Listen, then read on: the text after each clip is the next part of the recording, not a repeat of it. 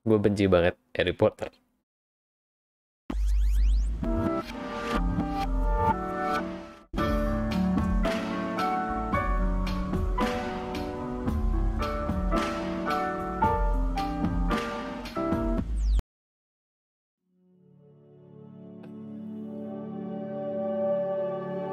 Apa kabar? Lama banget udah gak pernah bikin video pop culture for my kids lagi ya. It's been a long time. Kayaknya ya ada banyak hal ya. Cuman kita langsung aja ke video kali ini. Waktu gue kecil, gue benci banget sama Harry Potter dan juga Daniel Radcliffe-nya. Tenang.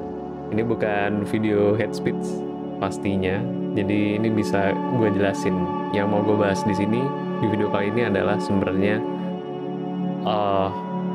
hubungan yang sebuah contoh aja, hubungan yang ada kaitannya manusia, dan karena topik videonya selalu berkaitan sama pop culture, kebetulan ini adalah sesuatu hal yang mungkin sifatnya reflektif ya, dan jadi kayak semacam sharing pengalaman juga mungkin setengahnya, dan gimana gue memproses itu ke semua. Kebetulan berhubungan sama Harry Potter, sebuah pop culture ya kan. Kalau mungkin lu tidak tahu apa itu Harry Potter, ya silakan googling sendiri. Mungkin hari ini Harry Potter tidak sengetren dulu awal tahun 2000-an.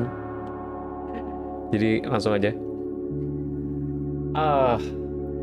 Waktu Harry Potter booming di seluruh dunia, mungkin ya tadi ya awal tahun 2000-an, banyak orang suka banget sama Harry Potter,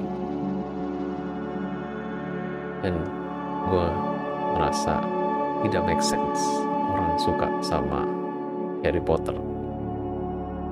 Ini ada anak udah dari bayi terakhir sakti, dari kejadian yang bukan hasil kerja kerasnya, simple cuman karena kebetulan ada emaknya naro sihir penangkal di dia, nggak sengaja ngalahin Voldemort, terus dia jadi instant famous gitu.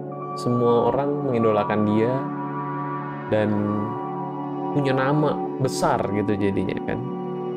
Iya benar, emang ceritanya dia waktu kecil tinggal sama keluarga pamannya yang jahat, betul. Tapi inti ceritanya kan itu cuman intro doang ya. Habis itu dia langsung masuk fokus, dia pergi ke sekolah sihir ya kan. Di kalangan penyihir dia artis beken banget gitu. Semua orang mengeluh-ngeluhkan dia punya nama besar. Terus dia langsung jadi anak emas dari guru-guru sono ya kan. Habis itu jadi buah bibir dukun-dukun sekitar gitu kan. Gak cuma didolain sama orang-orang di dunia fiksi tersebut, tapi di dunia nyata juga dia diidolakan oleh teman-teman saya gitu, sama banyak orang gitu. Ngapain ngidolain orang kayak gini? Itu yang ada di pikiran gue sebagai anak 12 tahun mungkin waktu itu. Komparasi adalah awal dari iri dan dengki kalau lu memproses atau membandingkan lu dan orang lain dengan cara yang salah. Lu bisa iri sama semua hal termasuk yang gue alami. Iri sama karakter fiksi gitu kan, yang mana akhirnya merembet juga. Akhirnya jadi nggak suka sama Daniel Radcliffe-nya, karena Daniel Radcliffe jadi disanjung-sanjung juga kan, profilnya ikut diangkat, dibahas. Nah, sebenarnya yang terjadi dalam diri gue sendiri pada saat itu adalah gue membandingkan diri gue dengan keadaan Harry Potter sekaligus Daniel Radcliffe yang waktu itu famous. Case kecilnya adalah waktu itu gue ada suka sama cewek ini suka sama Daniel Radcliffe, jadinya ada iri poin satu tuh, iri di sebelah situ tuh. poin kedua, gue membandingkan sama dia sebagai Harry Potter. Gue harus kerja keras, gue harus belajar, gue harus ngeles, gue harus ngemis-ngemis sama orang tua buat jalanin sesuatu yang gue suka. Gue harus berusaha keras banget untuk diakui. Sementara Harry Potter udah by default diakui gitu. Gue nggak bisa ngalahin Voldemort gue segampang dia.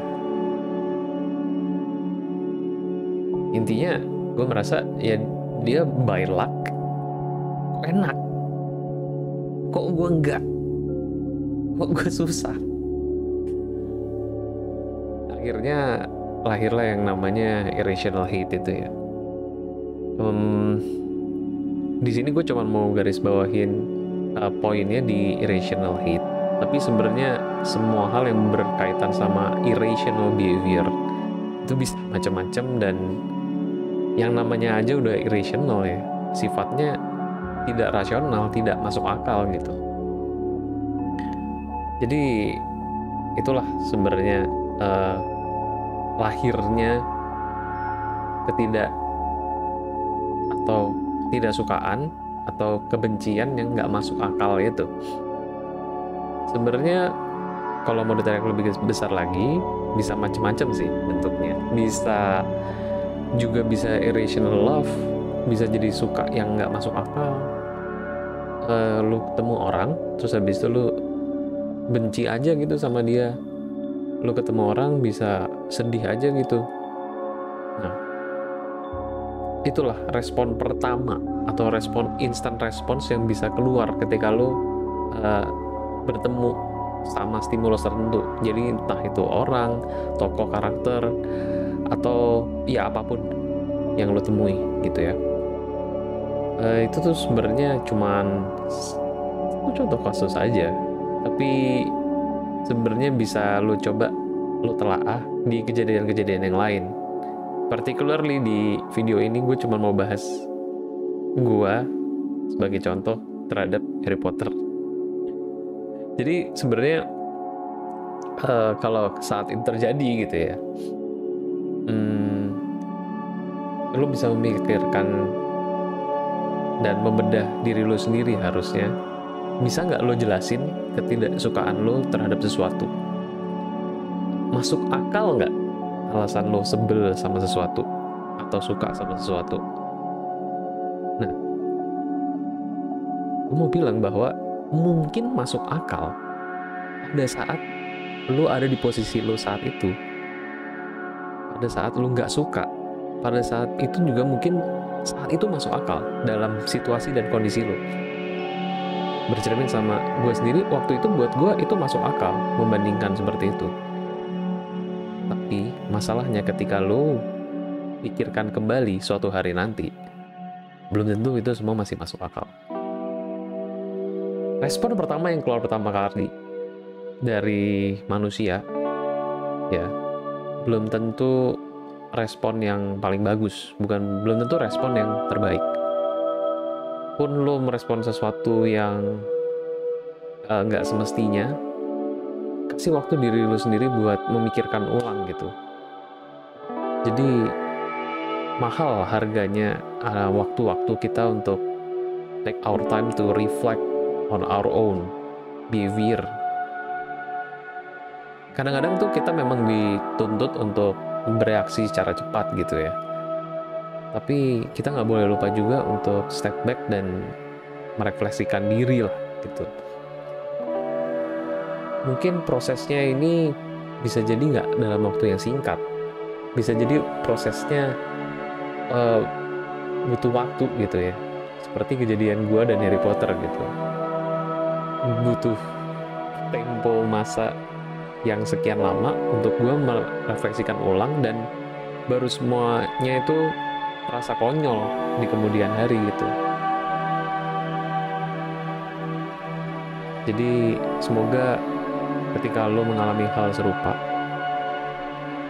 gak apa-apa, alamin dulu, tapi mungkin aja ketika lo ingat-ingat itu suatu hari dan lo breakdown, lo telaah betul-betul detail behavior dan kelakuan dan cara mikir lo saat itu, yang mungkin cara lo saat mikir saat ini sudah berbeda dari waktu itu,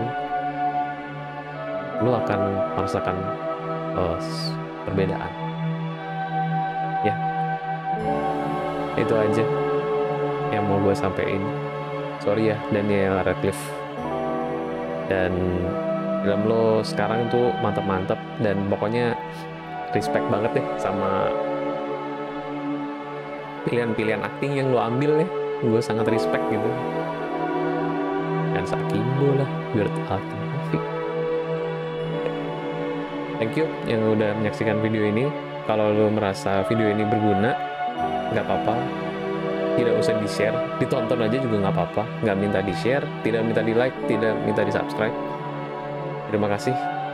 See you di Pop Culture of For My Kids berikutnya.